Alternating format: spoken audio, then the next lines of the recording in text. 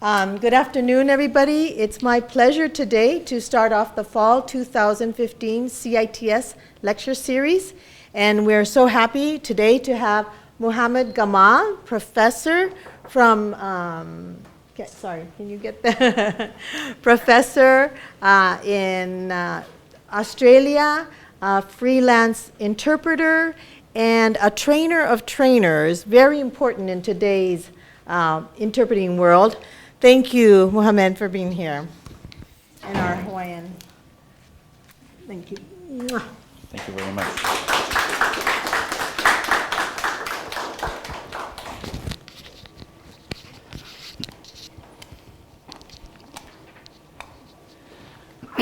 Thank you very much, and Lucia, thank you for inviting me to be the guest speaker for this, the first week of the academic year. I would like to introduce myself as an applied linguist. For so long I have been interested in languages and in doing things with languages. So I started by becoming a teacher of English as a second language, Arabic as a foreign language, a translator, an interpreter, a subtitler, a teacher of translation and interpreting. Originally from Alexandria, Egypt, I moved to Australia. And at the moment, I work for the federal government as a senior diplomatic interpreter, and I also work as a trainer of interpreters in more than one country, including the Arab world and also in the Far East. Today, the talk is about interpreting in the Middle East. And the topic is actually focused on interpreter-mediated training. That is training through an interpreter. In Australia, for example, we have lots of aid programs that are offered to Arabic-speaking countries in the Middle East, and they are offered to technicians, VIPs, and specialists in their own fields. And the topics vary from agriculture to construction, quarantine, border control, police, human rights, the military. The outline of this talk is this. I will start giving you a short introduction to the Middle East and the Arab world, then interpreting in Australia and how we do it there, and then interpreting in the diplomatic field. Then I will move to IMT, Interpreter-mediated Training, which is, in my view, it is an area in interpreting studies that will take off simply because it will take off shortly, because it is lucrative for the interpreters who can do it. Also, it is economical for the companies and the departments that offer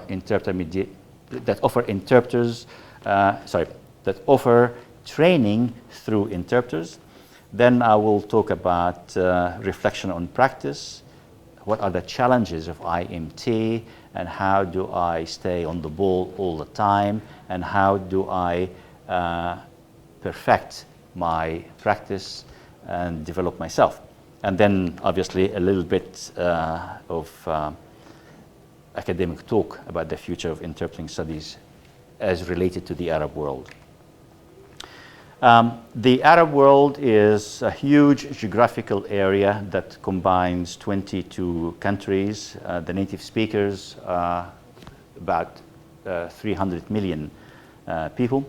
The Middle East, the Arab world is part of the Middle East. Of course, we have Israel, we have Turkey, Iran, we have Kurdistan around it. And even within the Arab world, the 22 countries, we have ethnic minorities, we have languages other than Arabic, and we have communities that live within the major Arabic-speaking majority.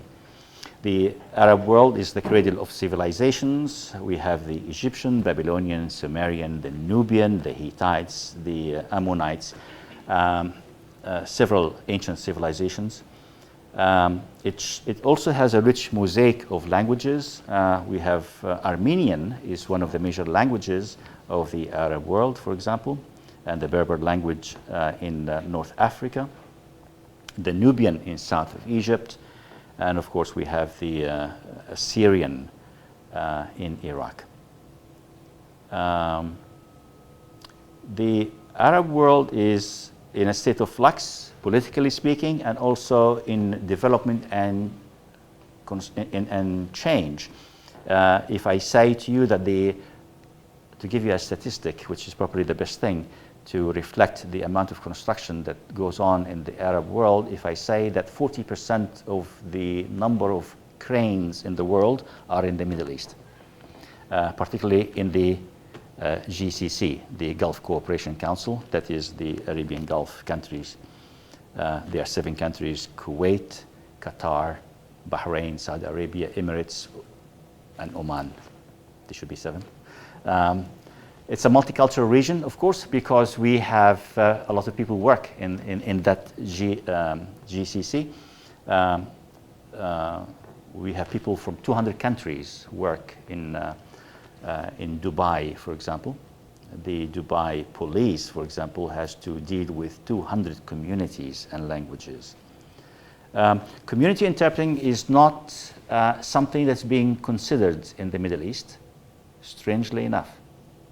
I think it is of course they have Arabic and English. Everything is translated into Arabic and English. Even menus are translated.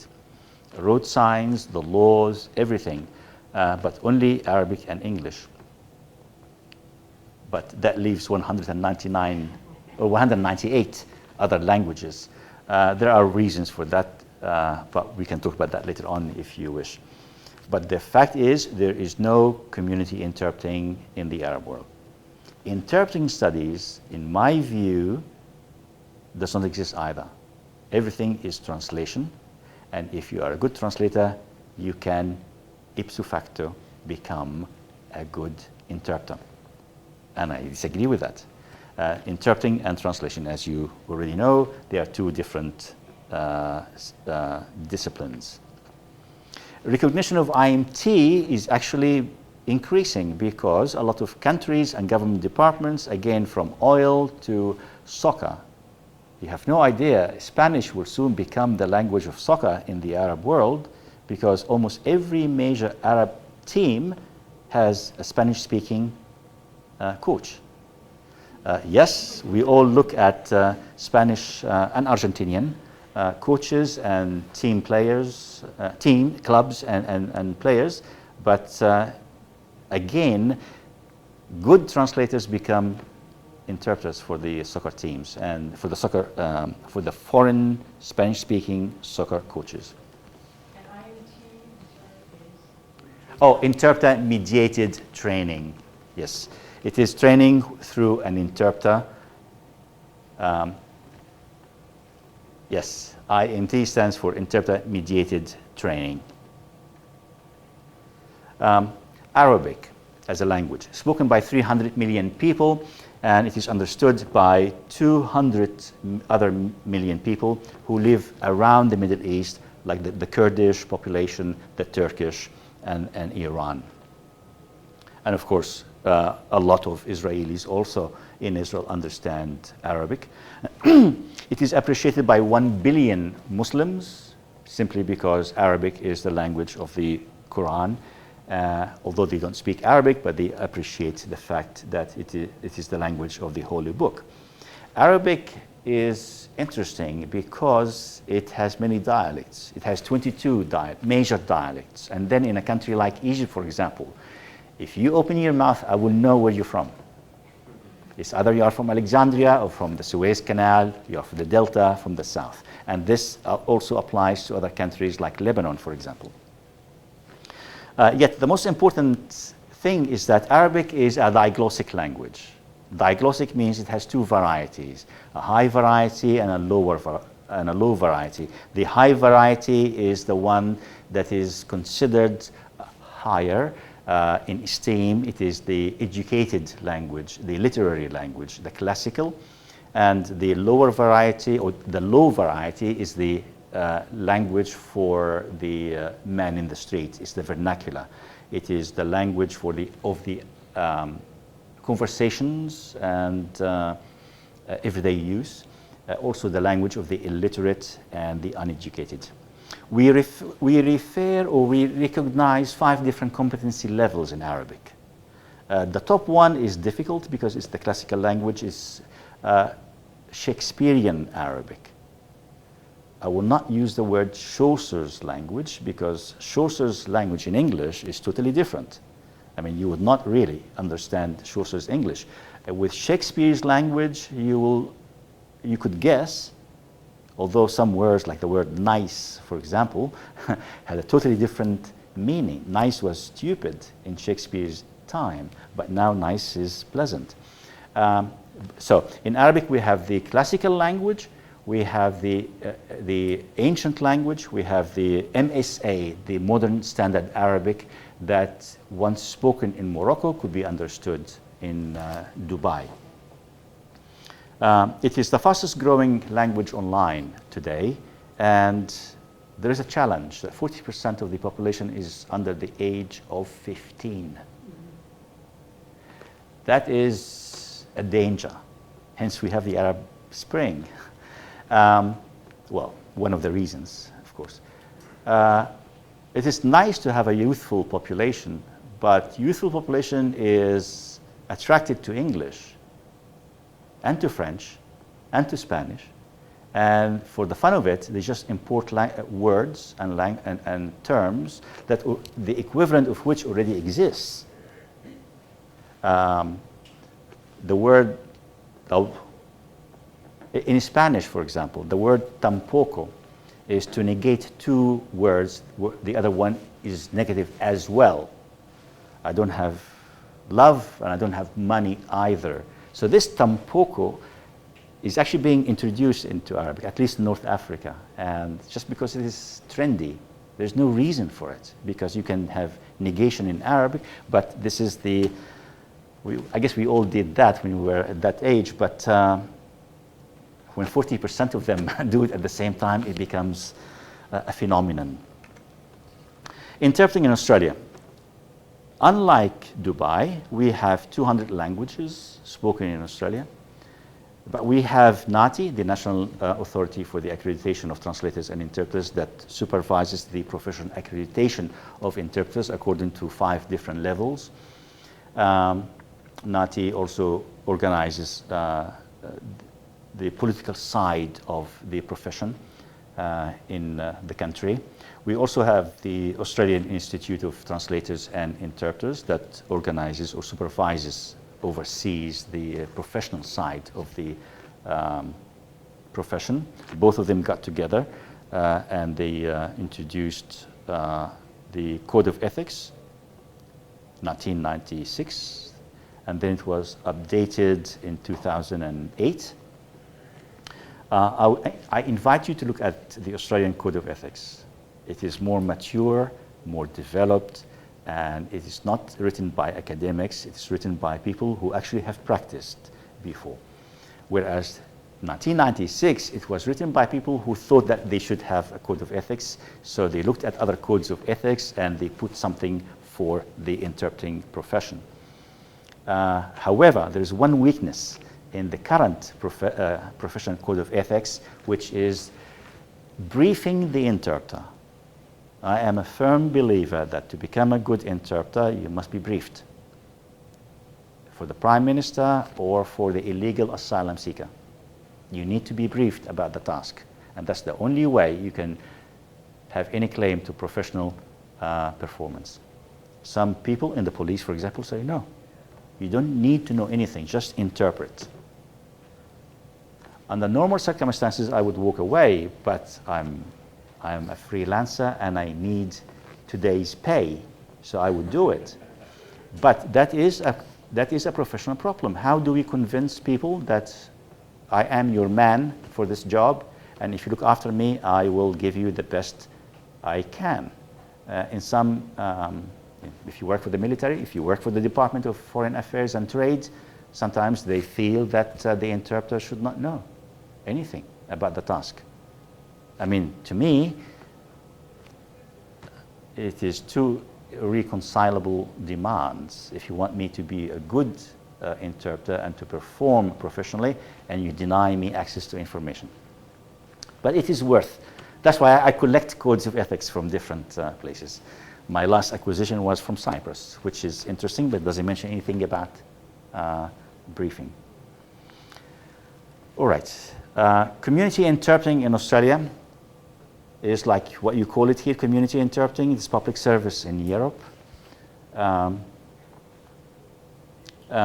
It tends to focus on medical legal legal fields, although, as we all know, that community interpreting is a service to assist recently arrived migrants who want to settle in the country. So the schools for the children, the housing, the hospitals, problems with the police should that arise, or any legal issues that you need either with credit cards or with loans or property overseas, or disputes with any party here in Australia.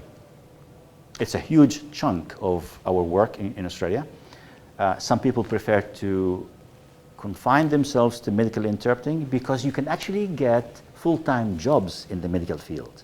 In the legal field, you don't get full-time jobs, and you are a freelancer and you work on a day-by-day. I opted for the legal field.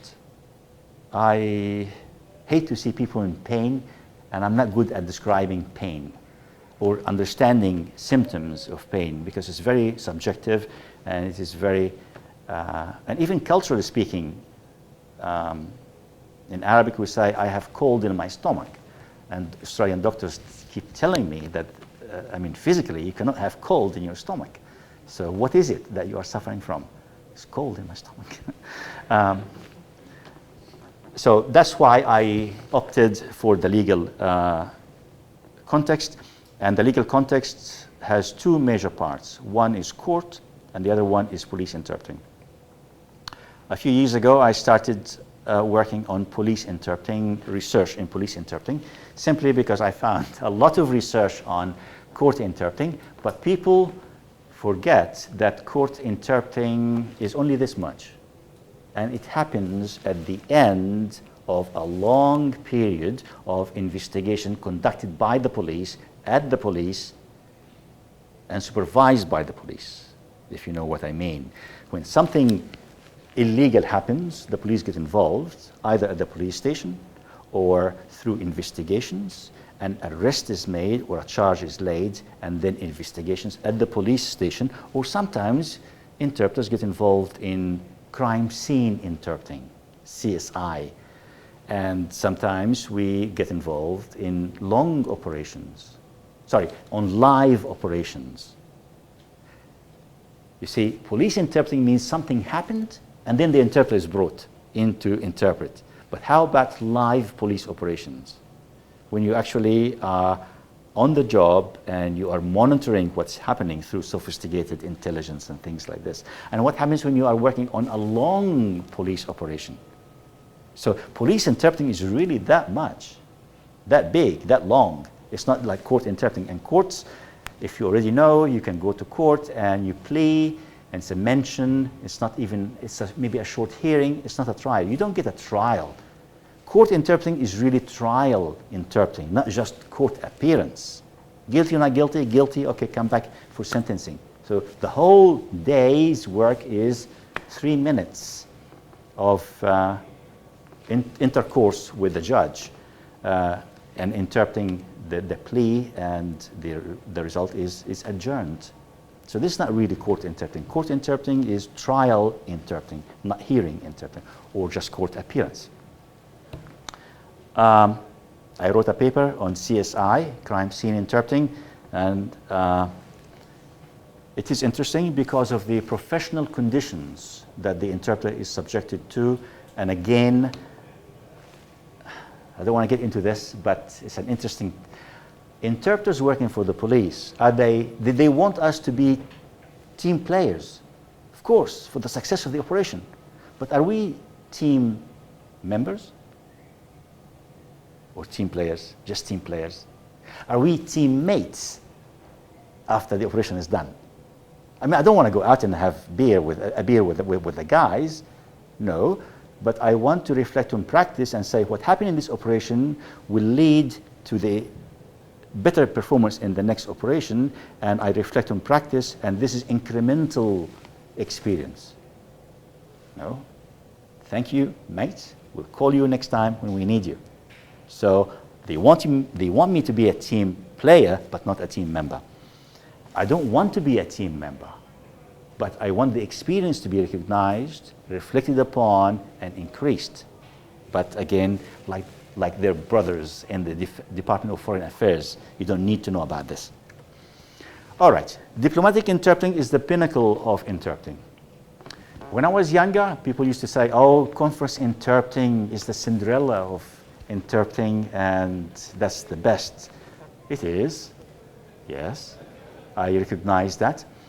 But a diplomatic interpreter is the pinnacle in the field. You rub shoulders with the mighty and the powerful, I mean literally, and you work on a very wide range of topics and subtopics and subtopics as pleases the powerful, the mighty and the powerful. Basically, it's international affairs, an international legal framework that controls the sphere of knowledge of the interpreter. The tasks are complex, and the days are long. Quite often you work by yourself. Sometimes you work with a colleague. The modes of work vary from translation to sight translation, to dialogue interpreting, to consecutive interpreting, to simultaneous interpreting.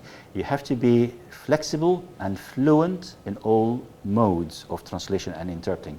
Sometimes you have to do a 5-page translation now.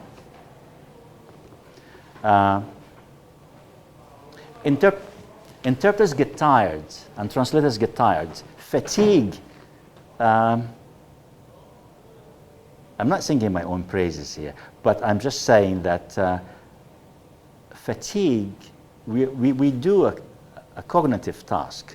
It's not a muscular task. And I get tired after 8 hours of interpreting because I am listening for 8 hours. Have you tried it? To listen for 8 hours? I'm not saying hear. Hearing is, you cannot control your hearing, but you can control your listening. So if you listen physically and consciously for that number of hours, you will get exhausted, but you will sleep very well that night. All right. Fatigue is not examined in the literature, and it's not examined professionally either. We have to be flexible. The rewards, I'm not kidding you. The rewards are very good, financially and physically. You are respected, recognized, and rewarded. Yes, but it is tiring work. The long hours I can do. The competence, I'm the best. The reliability, you can rely on me. The problem is consistency. That I am good on the 7th day as I was on the first day. Stamina. Okay, interpreting in its specialized context. Basically, the interpreter has to work in a field that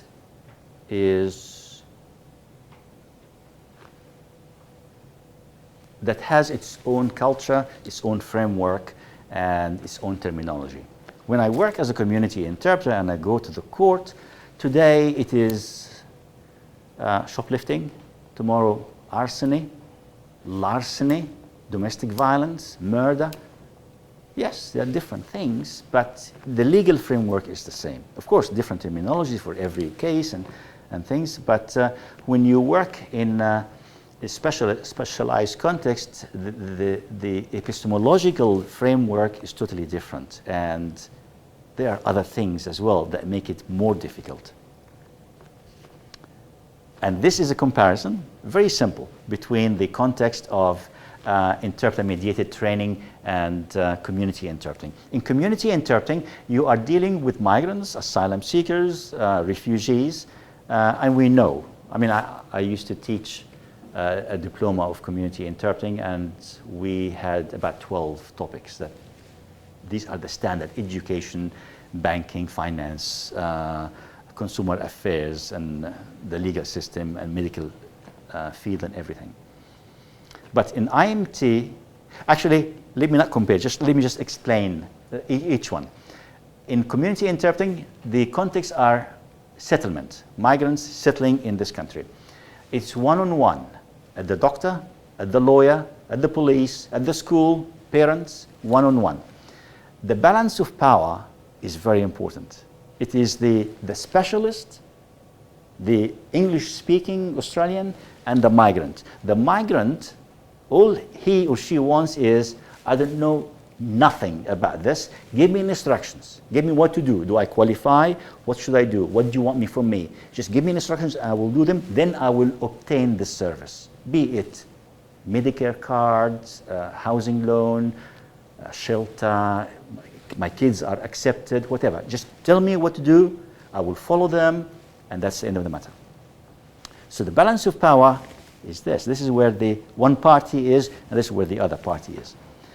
The mode of interpreting is dialogue interpreting, questions and answers. That's it, dialogue interpreting. Okay, about the interpreter, what kind of interpreter is suitable and available for this kind of work? It is the normal generalist interpreter, a community interpreter. For IMT, it's totally different. It's technical field, border control, it's military, it's police, it is quarantine service, it is free trade negotiations. You can see they are technical subjects. It is not the subjects where the, I mean, these are technical subjects as well. I mean, how to obtain a house. It's not as easy to go and buy a house in Australia. There are legal steps to be taken, loans to be taken out, and commitments and documents. Yes, but these topics affect everyone who lives in the country. But quarantine doesn't affect everyone. Not everyone travels, not everyone imports things from overseas. It is one on many, because it is training. We have one expert talking to a group or a class of people who are interested in this field, and they are equal parties. The foreign team of experts, they have PhDs, and they studied in the Ukraine, in Germany, in Austria, in China. And they are here in Australia to be trained by an English-speaking person. The only thing is, they know what he's talking about, but they don't understand what he's saying, because he's saying it in English. So if an interpreter comes and stuffs it up, because the interpreter doesn't know the concept or the terminology, it irritates them. So the balance of power is very important here. They are equal. The mode of interpreting is consecutive. You have to be able to interpret large chunks of language, and you have to be consistent. And the specialist background, yes, the interpreter, if you want that kind of work, you have to acquire the specialist knowledge. I mean, yes, this is one day.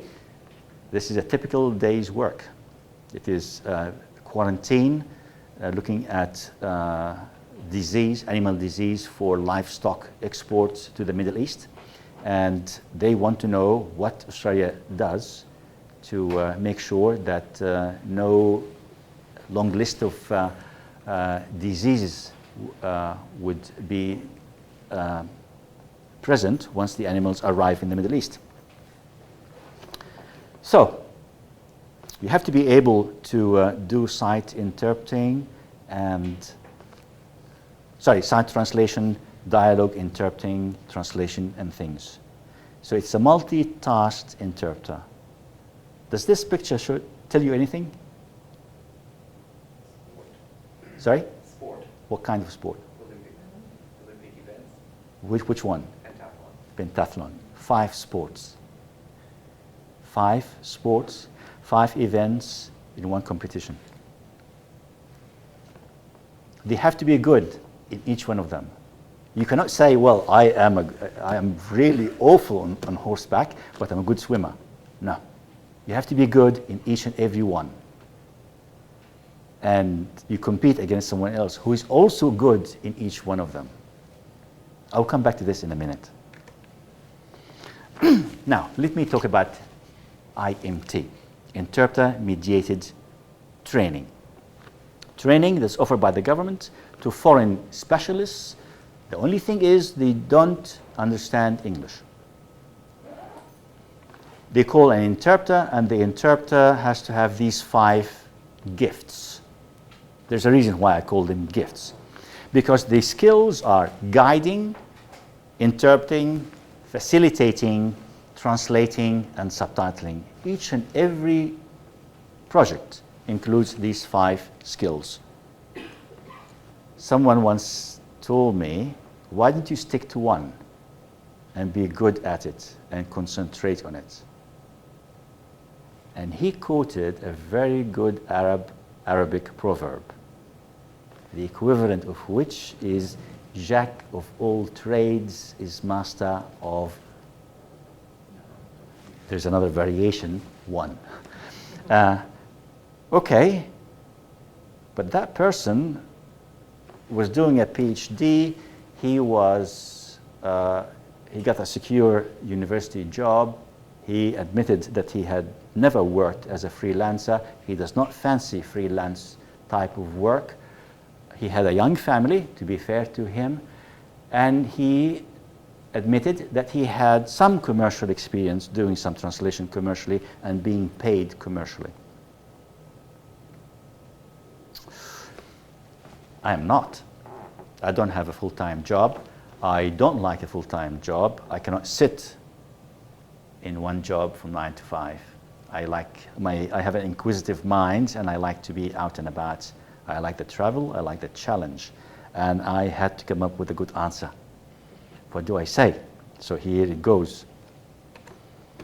What's Jack's last name? Jack of all trades. Does anyone know? No. How about Jill's last name? Jack and Jill. Okay. Jack and Jill is the average person. Okay? They don't want to work hard, and they don't want to specialize. They don't want to invest in themselves. They do not reflect on practice. And in sport, which is a very good example, there are 5 skills that you have to master, all of them at the same level. And all of them are involved in the same competition. So in the same project that I work on, I have the 5 different events. Horseback riding, swimming, fencing, shooting, and running. And I have to be good in each one of them. I have to be good in each one of these, as we will see. When a foreign delegation arrives, they don't go straight into the classroom. No, we welcome them. There's dinner, there's drinks, there is orientation. We show them the opera house in Sydney. We take them to the zoo. We show them kangaroos and things like this. And the interpreter has to interpret, but do you understand what is involved here? You are not interpreting serious stuff. You are interpreting serious small talk. How do you interpret small talk? In Australia, we say it's a lovely day today, but for someone in the Middle East, when the weather is very predictable, they find it annoying. Why are you stating the obvious? I mean, just think about it culturally. If it is obvious, why do you take the trouble? Why do you say, how are you today? How is your health today? I will not say, I actually have a sore back. No, people will not take it as a medical question. How is your health? I'm well, thank you. How is yours? So different cultures look at reality differently. Small talk is very difficult to interpret, because you're not going to say, do you really talk about the weather? Or it's just, okay, it's just small talk. We are talking about, it's welcoming people. It takes about 3 hours to welcome them. So you have to be careful what you say. And sometimes you take them to the field site, the museum. You see, I discovered that in my interpreting class, I always train student interpreters while they're sitting down, seated in a classroom, and I'm standing and I'm talking about interpreting. But when we go out and work in a police operation, sometimes I am on the floor helping someone under something, interpreting for them to the ambulance staff. When I said to one of the ladies in the classroom to get and sit on her knees and to interpret on the floor, she complained. She didn't like that. Neither did the management, actually. But we have to be prepared for this, because I find it difficult when some of my interpreters, they cannot walk and talk, because in the training they were sitting down. And now they are being asked to walk and talk and listen at the same time. It's like, you know, taking a driver's test for the first time. Anyway, interpreting as social functions is very difficult, because it is small talk, it's not technical talk, and you have to be very careful. Sometimes there's a lot of jokes. And it's difficult, as you all know, interpreting a joke. And double entendres as well, and puns and things like this. They're all said with good intentions, but if you miss it, you can cause damage. Interpreting at field visits, not file visits. Interpreting at field visits and on-site is difficult again, because there is more than one condition of interpreting. People are there listening. There are acoustics around, construction. There are other things. People are taking photos, and the English-speaking guy is speaking, and someone is dominating the delegation, because he is, I mean, sometimes we have people with lots of shiny things, top brass, and colorful things, and when people go overseas, they assume more power. Anyway, so all these things affect the interpreting process. So that was the G for guiding, the I for interpreting discourse.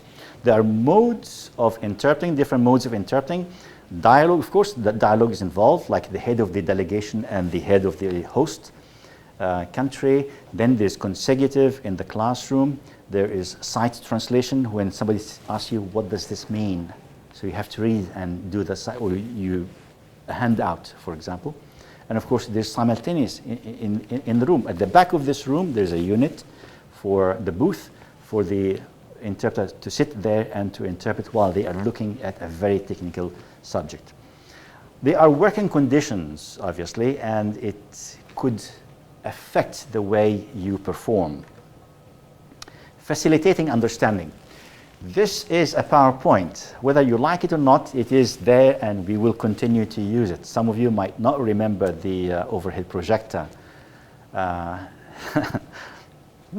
we got a lot of benefits from the overhead projector. Can you imagine yourself standing next to me here and interpreting what I'm saying to the class? You have to look at the visuals, understand what I'm saying, and express this, translate it to the audience. Look at the learning and teaching gap, because you are responsible. But the first time I found it difficult. Do I look at the PowerPoint, or do I look at the speaker? Because he's citing and referring to something, and people are actually looking there. They're not looking at me. So facilitating understanding is very important.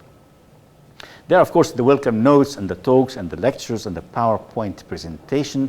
It is the visuals. Visuals plus the audio when you are interpreting. Translating course material. Now, this is the key to success. If I have a contract to interpret during a training program, I like to look at the training material, all of it. Sometimes I get to translate it and get paid for it as well, which is good. But that is the best thing. Then I am an expert. I am one of them. I achieve primus inter pares, equal among equals. I am one of them. They accept me. And the task is much, much easier, simply because I know what I'm talking about. And it shows. Your body language shows when you are holding something that you know very well and something that you don't know. You haven't even opened it. Or you opened it only that morning. It shows that you don't know what you're talking about. The S in the gifts is for subtitling the training DVD. Now, it is common fact that lots of companies, corporations, even government departments, universities have the proverbial brochure turned into an 8 to 12 minute DVD. And quite often, the contracting agency or company would ask me to translate the DVD. To translate the DVD. You mean to subtitle the DVD? Yeah, whatever. So just translate it into Arabic. Okay. Subtitling is not translation. Audiovisual translation is a totally different field in audiovisual in translation studies, but basically you cannot translate an audio into a written language, particularly in diglossic languages such as Arabic. So if they give you the printout of the commentary, still you need to watch the DVD to time out exactly the sentences and the segments that need to be translated and to make sure that the two lines match the visual in the DVD. Mastering the 5 skills. Well, my strategy is to achieve an RTO. An RTO, just a model that I designed or developed. It means reading a lot about the field that you are interpret in, be it Amnesty International or be it border control, human rights. One of the technical things we did in Jordan was fumigation. When you import containers from one country to the other, everything is fumigated. It's a very technical and hazardous thing. It was done for the Iraqi government in Jordan, and it was very technical, full of chemical equations and names. Some words are this long. The interesting thing is that the Iraqis were experts. The Australian is the expert in the field, but they don't understand English. They studied in Latin and in Arabic, and they know the terminology in English, but they don't speak English. So if you read a lot about the topic of fumigation, you would know a lot, and you will gain that knowledge, which would enable you to get it right, particularly the terminology. What I found is that training experts is difficult because they know the subject very well. And once you become an expert, you develop this low resistance or tolerance for poor terminology. I realized that restricted is not the same as prohibited. Restricted goods is not the same like prohibited goods. Revenue is not profits. A typology is not a taxonomy. And for specialists, these things are really, really annoys them when you use the wrong terminology. And they ask questions, and it turns out that it was the interpreter's mistake because the interpreter used the wrong term. Training. Train yourself. If you are doing fumigation, then go to places where they do industrial fumigation and see if you can view one process. If they ask you to go and do the Australian Museum, for example, or the Opera House, take your younger sister and explain the Opera House to her. The neighbor, the dog, anybody. Just try to do it before the delegation arrives, and so you walk the walk and you talk the talk. And organization, not all of these need the same amount of skill. Maybe, you see the gifts, the GIFTS, maybe one of them is your forte. You don't need to spend too much time on it. But your weakness, you will know your weakness, and you spend more time on it. Before you ask, he is my hero, my childhood hero, and I always like to have him included in my presentations. Okay, an example of RTO is to try to be fully briefed. Go to all the possible go to all the venues that the program will take you there. Sometimes they are restricted, so you cannot go in, but try your best. Try to talk to experts. YouTube is a wonderful resource these days, and it's the last resort if you cannot find an expert to speak to and ask questions. Translating the material, sometimes you would rather not translate the material. Try to translate the material, the teaching material and the handouts, because they're very useful, very handy. Engage in dialogue with the trainers themselves, so you know the program. Familiarize yourself with the tools that they will be using, be it PowerPoint presentations or books or visits, and organize the tasks. The future of interpreting studies, well, from where I come from, I believe that universities will recognize the importance of IMT. Government departments will soon realize that it is cheaper actually to train interpreters in IMT, because they can use them again, and it is consistency. It is wonderful to get cheaper interpreters, to worry about it a week or two prior to the engagement, but to achieve consistency is probably very difficult or high. It's a tall order. There are new fields. There are other things. Team interpreting. We train interpreters to work solo, but sometimes it would be good if you get to develop a good relationship with a colleague of yours, so you will work together when the time comes. If you think, okay, my friend will work together, your friend is something and your colleague is something else. Working with someone, there are so many things. One of them is reliability. We are friends, my best friend, but you're not reliable. And I'm not saying that negatively, but I'm just saying that this is not your forte. So being friends is something, and being colleagues is something else. And when we train interpreters, also we need to look at training pairs of interpreters to know how to relieve each other, to learn how to work with a colleague who is not really reliable, because no one is that reliable all the time. And I'm telling you this, I get tired. But I need someone who actually can support me and tap on the shoulder, enough, let me take over. This is one of the important things of having a good colleague to work with. The new fields, it's economics, of course, international trade, but also tourism and sport. And I give you the example of Spanish coaches all over the Middle East. I already mentioned this, that for individuals, it's a lucrative field. For institutions, it's a new specialization in interpreting studies. Before I finish, I'd like to show you this photo of it's a VIP multiplied by 10 times, and the happy face in the middle there. What sort of challenges would I have in interpreting for a delegation like this? A hint, each one has a mustache.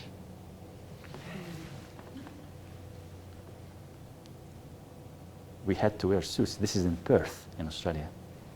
We flew all the way to the West Coast. It's very, very, very VIPs. They were the governors of the quarantine and customs in Iraq. And I'm reflecting on the experience, and the title of my paper is Beware of Governors Bearing Gifts. Interpreting for VIPs is not easy.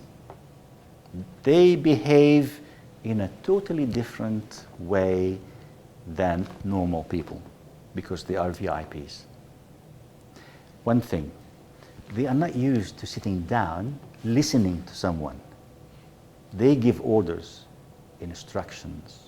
They have 5 secretaries and 2 PAs, a bodyguard and a chauffeur downstairs.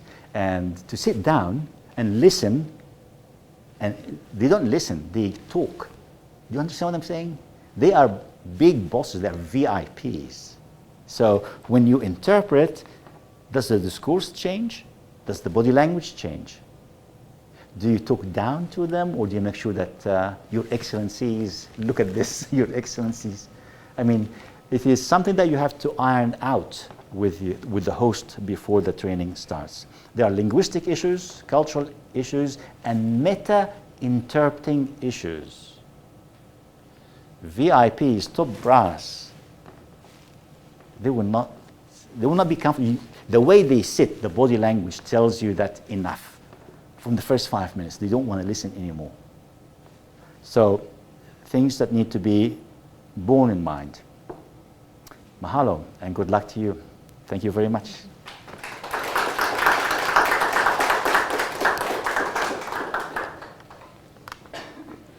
Any questions? So do you have to face some government censorship at any point? And if you do, how do you deal with it? And could you repeat the question? Oh, sorry. No, I meant that's you. Oh, No, you go ahead. You repeat the question again. okay.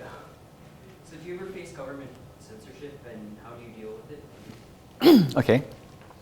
As an interpreter, do I face government censorship? And if yes, how do I deal with it? I'm not quite sure. Censorship on what? Are there issues that you can't interpret, or like are there forbidden topics or issues that you can't? Okay. No, I don't think that I have faced such a situation before, simply because I'm their interpreter. I do get invited to meetings, to briefings, but I am a guest speaker as an advisor to certain departments on how to translate something, how to approach something, what happened in something, or to translate something and to comment on it. But this is different. Cultural and political and linguistic advice is different from my task as an interpreter, and I take it the question relates to my task as an interpreter, right?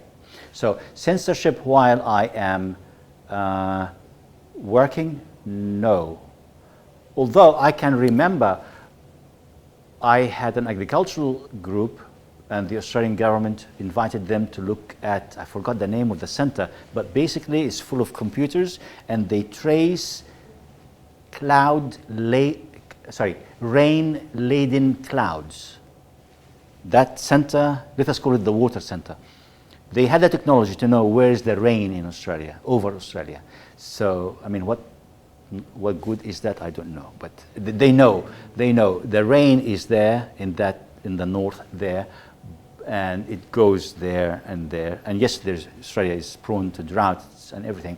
And one guest said, is this transferable?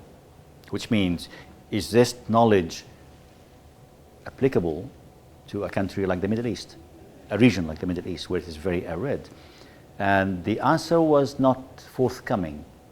They didn't want to share the knowledge. They invited them, but they don't want, we're just showing you what we have, but we don't want to share it with you. Sometimes, when in the course of your interpreting, a question is asked, but the host declines to answer by changing the subject, by giving you a very short answer, no. Now, you have to do that. Now, sometimes you get the reply, is he changing the subject, or he doesn't want to? So what do? You just pass the ball back to them. I mean, are you changing the subject, or you don't want to answer it? then either they will say, yes, we are changing the subject, or they will keep changing the subject again, or they answer back. But censorship, as censorship, no. Yes, please. Yes, thank you. My name is Lauren. I'm from Vietnam. Oh, hello. I would like to have questions about your comment about a good interpreter can become a good translator can become a good interpreter. So I used to work with a group of Vietnamese translators who translate a lot of project and program documents Yes. very, very well. Yes. But when the time you need them to perform interpretation in the workshop and the meetings, some of them didn't do a good job as they did for the translation. So could you please explain? Thank you. I guess this is a very good question. Do translators make good interpreters? Are interpreters different from translators? Or are translators and interpreters two different species? In Australia, we train people to be both. And we train people, bilinguals that is, to translate from and into their language, mother tongue. In Europe, they don't like that. You are either a translator or an interpreter, and you translate only into your mother tongue. But then again, if you look at Europe, it's either Germanic or Latin languages. So it's quite easy to be bilingual, a balanced bilingual, and to be a really good bilingual in both languages, because you know the story. It's quite easy to stand in Belgium and in France, or in Belgium and Holland like this, or in Belgium and Germany like this. It's so close. And that's distance, and also ease of travel. It's 10 hours from Hawaii to Sydney. I mean, we speak the same language, do we? We speak the same language, yes. But in other countries, it's difficult. In Australia, it is different, and it's difficult. About 20 years ago, people used to talk about interpreters and translators as two different species, but that has died down a little bit, although there's an interest and an increase in interpreting studies. To your question, I am a firm believer that the two are different. Interpreters and translators are two different species. Of course, time can take care of all the differences, but it is difficult to expect good translators to be good interpreters because of personal traits. Not everyone is comfortable to come and stand here in front of an audience and to be in their elements and to talk and to look at people and speak at the same time. I also believe, and this is personal, that I started by being a good translator and I became an interpreter later on. Had I started as an interpreter, probably it would have been a disaster. Believe it or not, I was a shy person when I was a little boy, and I came out later on. I think it is better to be trained as a translator first, to master the language at the word level, the sentence level, the discourse level, the cultures, and then interpret. Okay, I can hear the question at the back of your mind, but what if I don't want to be a translator and I want to be an interpreter now? All right? Hence, academic and institutional training. You are trained to become an interpreter. It is the ability to speak and to express yourself, to learn the body language, and to learn how different cultures express things differently. And I insist that in the Arab world, particularly, actually, it's not only in the Arab world, in so many countries, but particularly in the diplomatic field, and the military field, and the police fields as well, that for security reasons, they like to have good translators to work as good interpreters. They don't want to get somebody from outside because they don't want to brief them lest too much information is given out. Hence the notion that a translator can become an interpreter. And we all know that the way interpreters work is different from translators. Accent, intonation, body language. Spoken language is different from encyclopedic, bookish, dictionary-like words, entries, slang, small talk. All these things must be developed by the interpreter. Thank you. Yes? Thank you.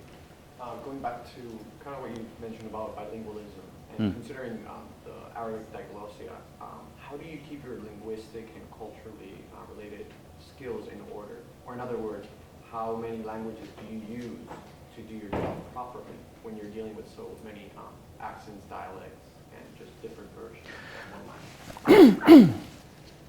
Okay. The question is, Arabic is, as a diglossic language, has too many varieties and variations and dialects. How many languages do I use to keep abreast of all this? One. Yes, because as I mentioned, there are 5 different levels of Arabic. We have the Old Arabic, we have Modern Standard Arabic. Modern Standard Arabic is standard across the Arab world, which means that those who finished university education would be able to talk anywhere in the Arab world, be it Casablanca or Abu Dhabi.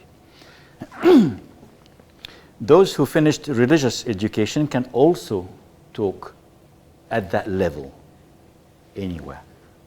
It is the last 3, which is the vernacular of the educated, the vernacular of the vernacular of the illiterate, and the language of the illiterates and the people who don't live in the city. So this is a lower linguistic command. But then again, they will not have any need to learn to talk to someone like you who talks about topics that are of no interest to them. But to answer your question, particularly in a country like Australia, it is one variety of Arabic, commonly referred to as Modern Standard Arabic, which takes care of all these differences, regional varieties in the language. All right. Any more questions? One more question. So, in your opinion, what is the biggest challenge in the diplomatic interpreting? In my view, what is the biggest challenge in diplomatic interpreting? Fatigue. Because at that level, things could happen at any minute, and hours could go long, and they are excited, and they talk, and they want to achieve something, they want to announce something, and they take the interpreter for granted. Yes, the interpreter is very, very, very well paid, but the interpreter needs rest. And this rest is cognitive rest, which means good sleep, deep sleep. Because think about it, try listening for an hour. You will get exhausted. Exhausted. This is a press conference at, I think, 9 o'clock in the morning, between 2 heads of states, 2 prime ministers, 2 heads of states. And the man in the back, that's me at the press conference, I had 3 hours sleep because the MOUs had to be finished by 4 o'clock. And they were translated And I went to bed, and I told the bodyguards, actually, not my bodyguards, of the other prime minister to wake me up. Otherwise, I'm not going to wake up. They did, which I don't mind. But this is a press conference in front of the entire world, and in front of how many cameras? In front of you, and live and recorded. Is that a challenge for you? Do you need to be very careful about the words you are using in interpreting, especially in this kind of Yes. As an interpreter, you are very careful, particularly. I mean, the answer is yes, because at that level, you have to be very careful. But as an interpreter, and particularly my background is legal court interpreting, you have to be very careful. Don't get emotionally involved. Whatever they say, you repeat. Unlike IMT, you cannot say to them, well, that's what he says. I mean, if he's talking about dry land farming, dry land, if this is dry land, how can you farm it? So you say dry land farming, and if they don't understand this, it's back to, no. IMT means you are a mediator. You are part interpreter, part expert, part teacher. It's not just you're interpreting and it's for them, these experts can talk to each other. No. You look at the audience, the delegation, and you can actually convey to the expert, the Australian expert, that perhaps you could repeat this, or you repeat, or you say, as we have seen before, or are you with me? There's a little bit of teaching skills in IMT, because it's not just standing there, it's a press the button for every segment that's being translated. But at this level, yes, you have to be very careful, but then again, in any interpreting setting or context, you should try to be as exact as possible. Thank you. Thank you.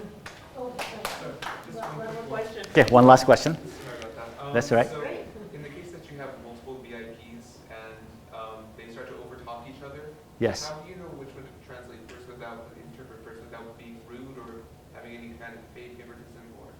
Okay, you always interpret first for the head of the delegation. You are introduced to, this is the G. The G is not just to show them the zoo and the kangaroos and the koalas, to know the body language, to know, okay, he's the head, who's next? And who's next? And who's next? And with the military, they're like, are we on tape still? They're like children, especially with the rank. I am higher than you. And with the government officials, same thing. Any VIP like to feel their weight, and they throw their weight around. So basically in a class, you talk to someone, but maintain eye contact. I'll be with you in a second. And you answer the first, she is the head of the delegation, but you second in rank. But you are the last one, so you can ignore, I can ignore you for a moment while I get to and then get back to you. So this is a skill, this is the meta-interpreting issues that I was referring to, that I will write about in Beware of Governors. Right, thank you very much. Cheers.